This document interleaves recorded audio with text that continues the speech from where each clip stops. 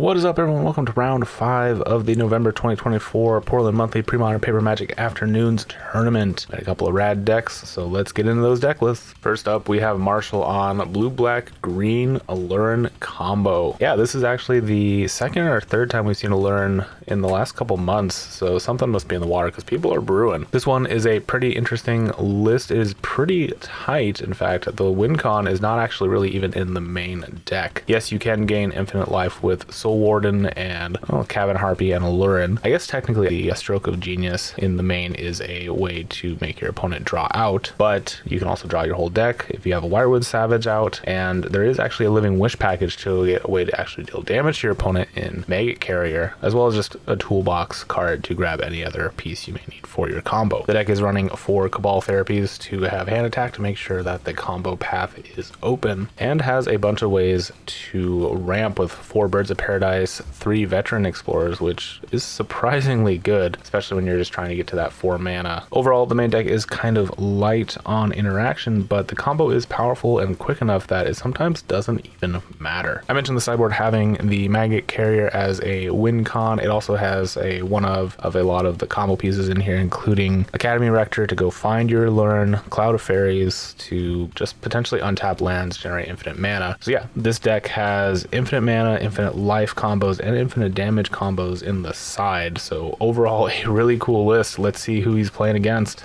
Wouldn't you know it, it's me. Yeah, I'm playing White Weenie with a splash of red, so I guess technically Pink Weenie. For those of you not familiar with this list, it is very much a creature aggro list. I'm running all the best 1 and 2 drop white creatures I could find, including Goblin Legionnaire, which was one of the reasons why I decided to splash for red. Goblin Legionnaire is a 2 mana 2/2, red and a white, which is relevant, and it has 2 activated abilities. Red, sacrifice Goblin Legionnaire, deals 2 damage to target creature or player, or white, sacrifice Goblin Legionnaire to prevent 2 damage to target creature or player. Usually not activating the white one, but the red activated ability can push that last little bit of damage across that I was finding just regular White Weenie decks were having trouble with. The red splash also is for 4 bolts and 2 incinerates main to also just help push damage through. It does let you cut down a little bit on the cursed scrolls in the main too, which I'm not a huge fan of, but 1 is about where I think you want to be. And sideboard, it really just brings in some red elemental blast for a little extra hate against blue. I am pretty happy with this list overall. I believe both Marshall and I are undefeated actually going into this match, so whoever takes it down is definitely guaranteed a top spot in the top 4, but I think we're both in no matter what. Anyways, that's enough about the decks. Let's get into the games.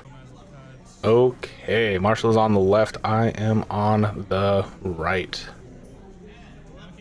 Looks like an 11 to start. That's a pretty good high roll. Looks like the aggro deck is not going first. Snake Eyes. Probably about the best roll I've ever done on camera. Usually we cut the rolls out because we have already decided that point before we resolve mulligans, but you know, doing things a little out of order for this one. All right, my hand's looking pretty good. We got a Weathered Wayfarer. Oh, no, I guess both players gonna ship it back. Maybe that Weathered Wayfarer not enough. I do know, I believe at this point that Marshall is on some sort of combo deck. I'm not sure. I'm 100% sure it's on Aluren, but I do think Marshall knows what I'm playing as well. I didn't get a good look at what was in his hand, but I think my plan for this is definitely being the aggressor, needing to go fast. I don't really have good ways to interact with his combo, except for destroying his creatures, and Marshall doesn't really have a good way to stop the damage coming in unless he can start playing out creatures. Alright, both players looking for a better 6. Marshall having a few options. I think I see a Veteran Explorer there, which makes a fantastic blocker, I do have to say. Does he have 2? He has 2. Okay, this might be a key for him. And I believe I am keeping as well. Alright, here we go.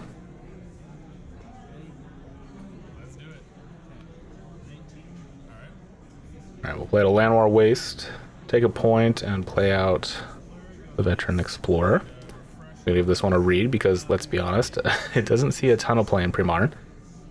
But yeah, when it dies, both of us get 2 basic lands. Seems pretty good until you realize it ramps him into his combo very dangerously. Okay, we're gonna play out a Mom. That is a great way to not trigger the Veteran Explorer. I'll just take a point. Tapping a green for another one. All right.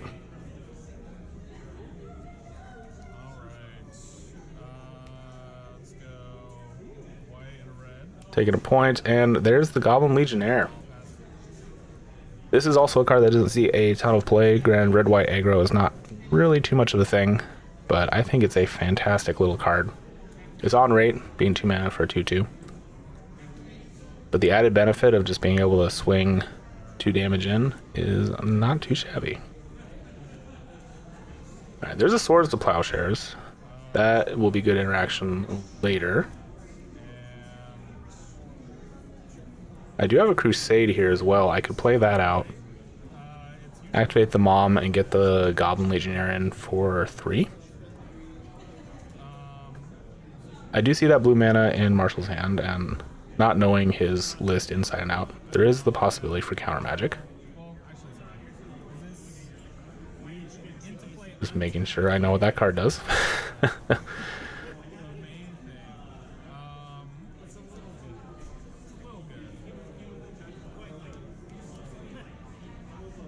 I think it's the right call here.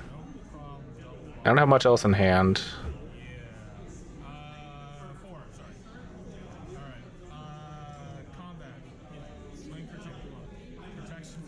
Alright, we are gonna actually force the trigger here, which may be a bad idea. I'm gonna give the Goblin Lackey protection from green. So this does allow both of us to go find 4 lands.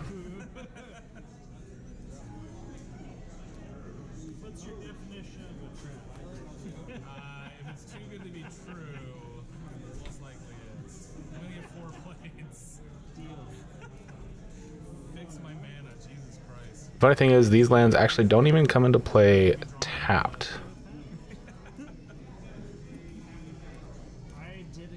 Maybe I'm thinking because my hand is already so flooded, I still have 2 lands in hand. Getting 4 lands out really will help find pressure. But depending on what Marshall has in hand, this is actually kind of a dangerous move. I could have activated the Mom and got in at least 2 points of damage. But now we're going to play out the Crusade. Say go. Both players now have more mana than they know what to do with. And unfortunately for me, there's a Pernicious Deed. And he has the mana to activate it too, so we're in a rock and a hard spot. Just giving Pernicious Deed a quick look. Pretty sure Mom does not save me here. I believe I just fetched for Eternal Land, so... Actually, sorry. Nope, that's fine. Yep. I believe I found another land there too, which is not good. So still flooded. And Marshall choosing to not crack the Pernicious Deed. He should have taken 3. And already took 1 off of the waste. So he actually should be at 16 here. Unless he gained life that I missed. Alright, we had to do a quick little cut here. Marshall had to go run to the restroom, so apologize for that snap cut. But yeah, Marshall should be at 16, although he probably should have just snapped off the Pernicious Deed.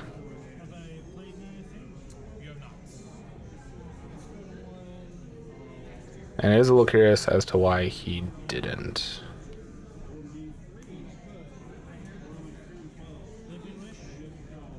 Alright, there's Living Wish. Go find any creature or land in your sideboard. Is he maybe getting the Academy Rector so he can go find Aluren by killing everything with the Pernicious Deed? That would be a very tricky way to go about things.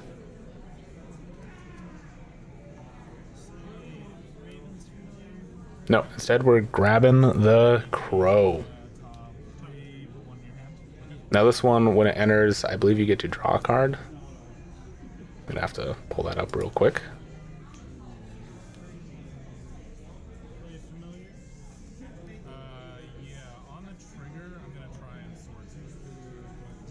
All right, so yes, the Crow is going to enter. When it enters play, look at the top 3 cards. Put one of them into your hand, rest above your library. That one is going to get swords.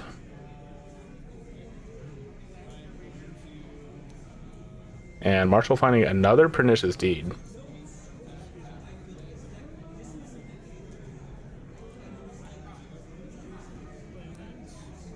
Plays out a Landwar Waste. Also getting a little flooded, and is actually going to say go here. Okay.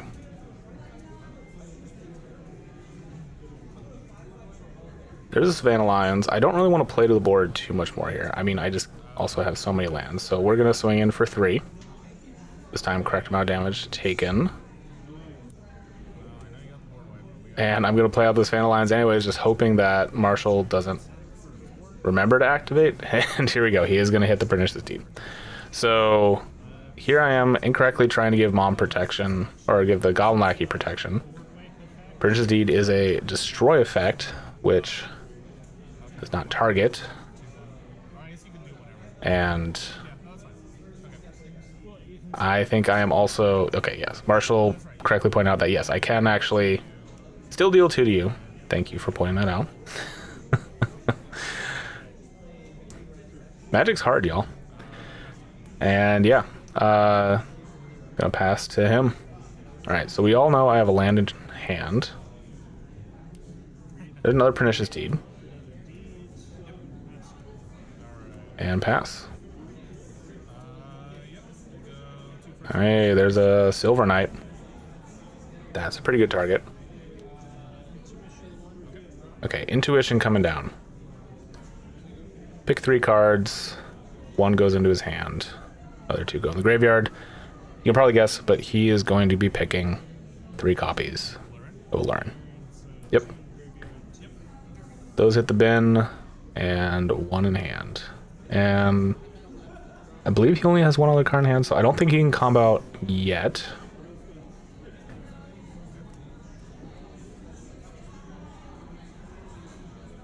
And let's untap. Draw for turn.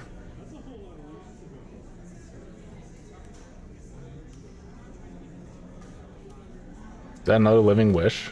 It is. Alright, so depending on what he has in hand, which I believe is a Soul Warden. Does he have combo pieces? Alright, he is going to grab the main card draw engine of the deck, Wirewood Surge, or Savage, sorry.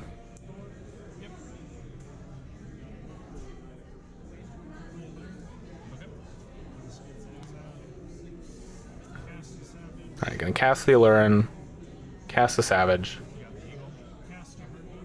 Oh, and he does have the Cavern Harpy. I thought that was the Soul Warden, but no, he actually has the combo here. So how this works is he can continually bounce the Cavern Harpy to its own effect. The Wirewood Savage allows him to draw his entire deck, or at least as much as he wants. He's just gonna grab a fistful of cards.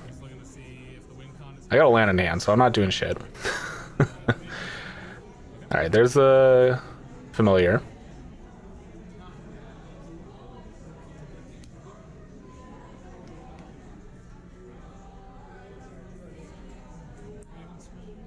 I'll play another Familiar. This is a good way for him to cycle through his deck and not have to draw at all, potentially. I believe he's looking for a Soul Warden at this point. Or a Living Wish. Okay, he's gonna bounce the Harpy back to hand, paying a life. That also makes it really hard to kill that damn bird, by the way. Alright, there's the Soul Warden. Okay, so now he can gain infinite life.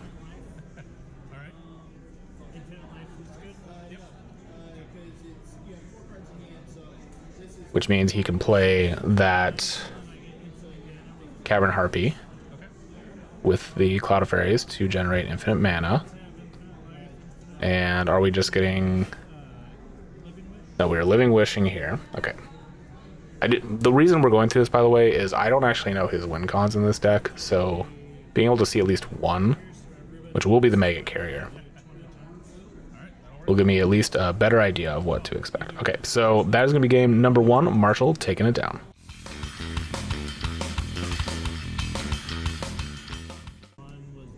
Here we are in game number 2. Sideboarding, of course, happening, so hopefully teched a little bit better to beat whatever he's got going on.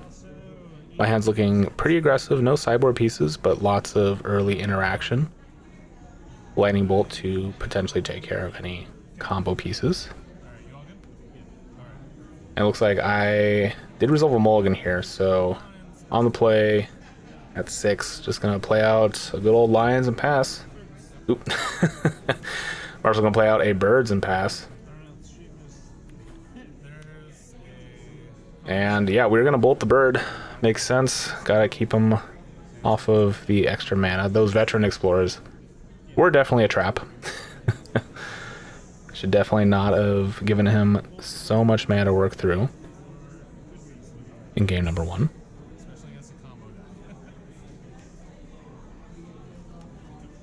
Alright, there's another Birds. There's an Abolish. Funny enough. Oh, there's another Bolt. Alright, cool. Funny enough, Abolish is very much a pet card of Marshall's, and I actually threw in the sideboard. I think I just threw a 1 of. Just to give it a shot. Having a free artifact or enchantment removal just for pitching a plains is not bad.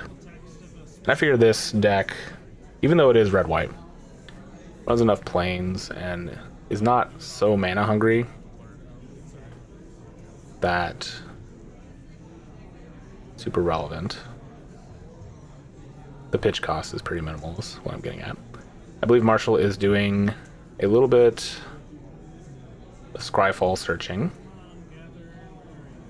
Trying to look up creature types. If I remember correctly, there was a question regarding creature subtypes in this match.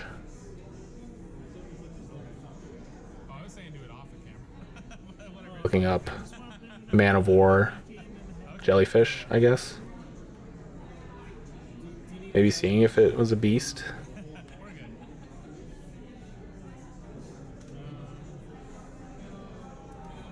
He does have the portal printing, which does not have a creature type on it, it just says summon creature. Alright, we're going to Gaia's Blessing here, which is, I believe, just to draw a card. So, I believe Gaia's Blessing is a May. Yeah, shuffles up to 3. I believe you do still have to shuffle. And then draw a card. So, okay, he is actually going to end up shuffling it. This really all just to draw a card. Looking for maybe another combo piece. I'm not entirely sure what he's got in hand. Alright, finds a land. It's probably not what he wanted. And say go. Speaking of lands, there's a Wasteland. Swing for 2. Marshall does have Wasteland targets in this deck. Okay, I am playing it a little slow here. Maybe just because I want to hold up Abolish mana in case an Aluren does hit. This is turn 4, he could play it out. Instead, we are going to Mana War here and bounce the Lion back to hand. Land for turn, say go. And yeah, let's take care of that Yavimaya Coast. Alright, there's a Disenchant. I have no lands in hand. Alright, we're going to play out the Lion again. I do have to play the board a little bit, just give it some pressure. Long game, I think it's really tough for the aggro deck to win against combo, generally. Now Marshall is at 14. That does make it a little easier. But interesting, getting aggressive here. I am not going to block. And we're going to Living Wish. That is an interesting attack from Marshall because he doesn't necessarily have that many aggressive creatures to win through combat damage. I mean, he has the Cavern Harpy. Okay, here's what's happening. That makes a little more sense. We're going to play the Phyrexian Tower, sacking it to get the mana he needs to play out the Pernicious Deed. Now, Pernicious Deed cannot be activated right now, so we are going to disenchant that, taking a point off of the city to do so. And still no lands in hand, so just swinging for 2. I am getting a little mana screwed, which could be problematic. Alright, there's a Veteran Explorer, and pass. It might be tempting for me to actually get rid of this. I do find a Planescan, notably not leaving in hand to trade the Abolish instead of just choosing to develop the Boremore. There's another Lion and go. Now, that tower with the Veteran Explorer is some pretty nasty tech. You can generate a ton of mana. And there's another Lion. And at a certain point, do I just start swinging in?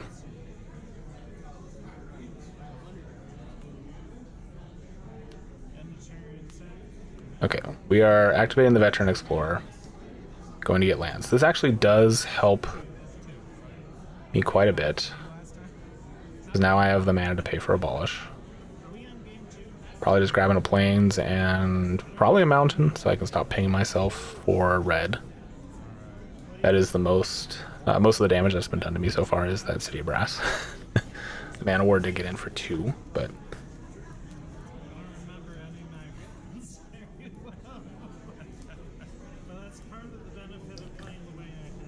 Okay, so I can't tell actually if Marshall did this on his turn or mine. We'll see if he untaps and draws. Okay, he did do it on his turn. Alright, there's an intuition.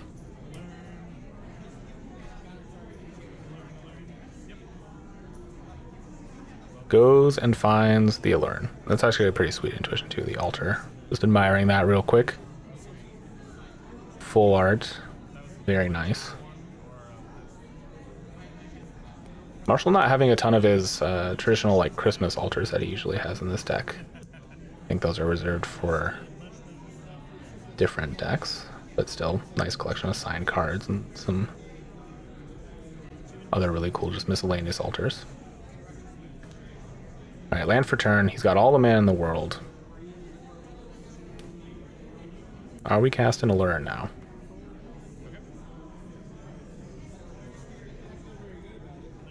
Yes. Alright. 2 cards in hand. Does he actually have the combo here? I think he does. He's got the Cavern Harpy, and he's got the Beast Caller, or Wirewood Savage. So with the Harpy on the stack, we are going to abolish the Aluren, which does prevent the combo.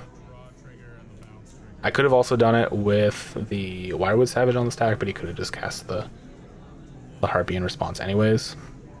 Okay, so he does get to draw a card. Gonna pay a life to return the Harpy. Ooh, that is 2 Goblin Legionnaires. I think we're just gonna be casting 1 so I can hold up the other red mana to deal 2 points of damage. And let's swing in for 6. Lions swinging. Potential lethal next turn. Marshall having to find another Aluren here. And even that is not enough because I can just activate the Lackey to kill the Savage. This might actually have it all locked up unless he starts playing blockers. Alright, there's the Raven Familiar. Which... is that a beast? I believe that's the question we are looking up currently. I'll do a little bit of quick Googling as well.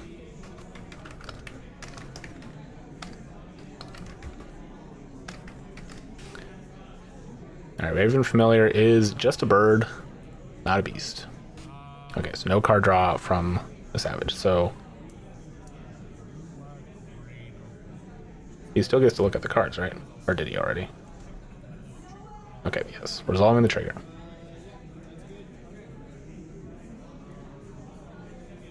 That's a fact or fiction. That could be pretty dangerous.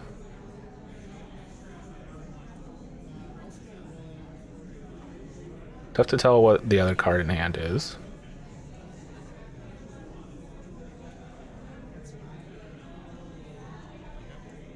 Your end step. I'm gonna try and shoot. Pay a red. That's life. And Marshall passing. Yep. Have to deal 2 there. And in my end step, I think I am attempting to kill the Savage. 3, 4. In response, what is happening? Got 3 black mana, tapping 2 more. Fact or fiction?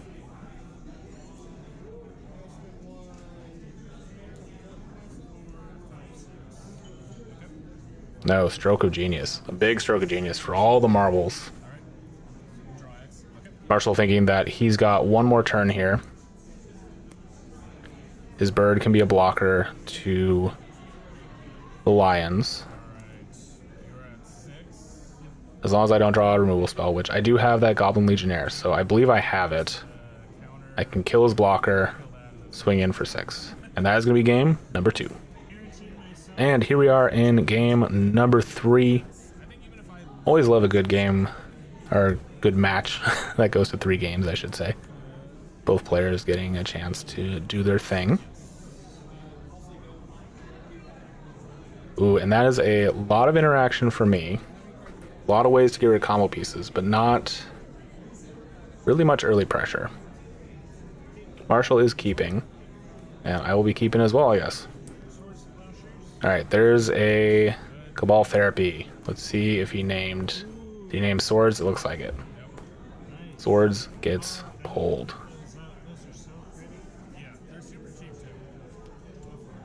Alright, now we'll be playing open because it's the easy and polite thing to do. I think I just got another Swords in hand. No, I got a Mom. Alright, we got turn 1 play. We're cooking.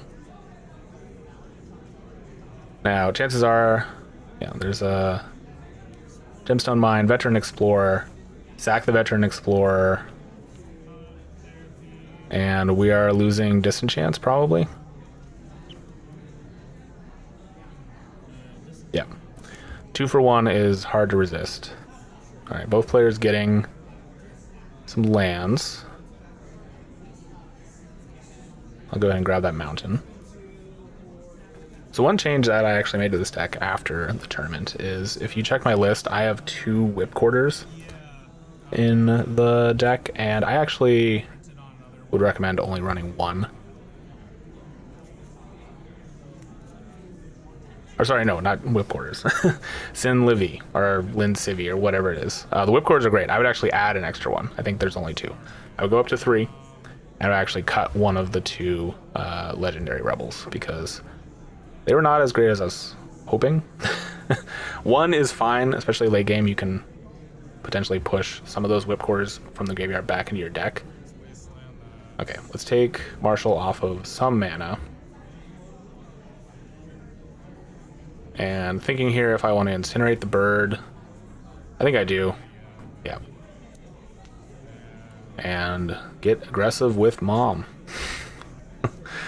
Playing out the Whip Quarter would be nice, but it's really just as an attacker. It doesn't affect anything Marshall's trying to do. He's not trying to win through combat. He doesn't have tap effects that are going to be relevant for creatures, unless, you know, he's tapping for mana. Okay, 3 mana for the Savage. 1 combo piece.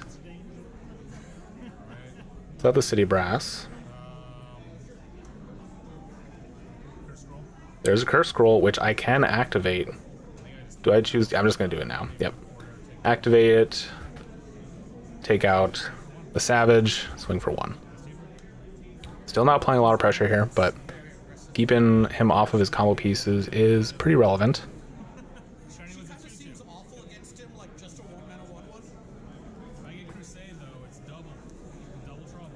Okay, Whip Quarter looks like it's going to be coming down now.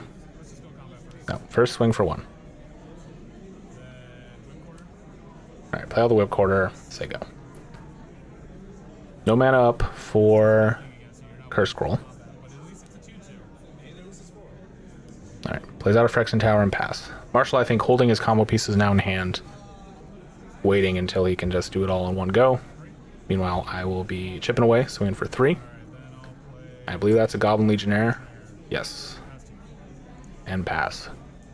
Over the course of the tournament, I was just super impressed with this Goblin Legionnaire. I actually picked up foil copies of it after this. Okay, we're going to Gaia's Blessing here just for 2. Shuffle 2 of the important pieces back into his deck, and then draw a card. And I think he was trying to hit something of mine that was not relevant, but I believe you can only select 1 graveyard, so. Yeah. Hitting a Wasteland probably would have been his go, but again, you can only target 1 graveyard. It's a small edge percentage advantage, but, you know, sometimes you just gotta take what you can get.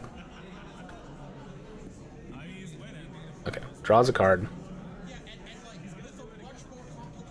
And looking a little flooded here, actually. I think at least 2 lands in hand. And the Cavern Harpy. So he's got 1 piece of the combo. A little tough to tell. Alright. I did get a Wasteland. Hitting the Phyrexian Tower. That sack outlet can be a little too beneficial, as we've seen with the Veteran Explorer. Swinging for 5 and pass. And yeah, Marshall just finding a lot of lands and not much else.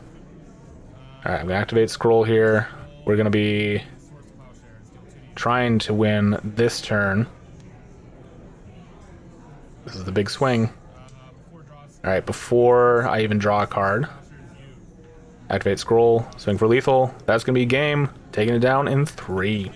All right, that was a good set of games. Unfortunately, Marshall getting a little flooded there in game number 3, but we got to see both decks do its thing. And without spoiling too much, both of us actually made the top 4 after this round, and unfortunately had to play each other again in an instant rematch where Marshall actually won that. So he will be in the finals, which you'll see 2 videos from now, without spoiling too much. But congrats to him. His combo deck did the thing much better off camera, as you know, some decks can be a little camera shy. If you want to support the channel, make sure to subscribe. That is the best way. Most of you people watching this are not subscribed, and it would help out immensely if you could just click that little button. Helps me and it helps you not miss any future videos. And of course, there is a Patreon link in the video description. That money goes towards gear upgrades, travel expenses, and just making more pre-modern videos. Thank you all for watching, and I'll catch you next time.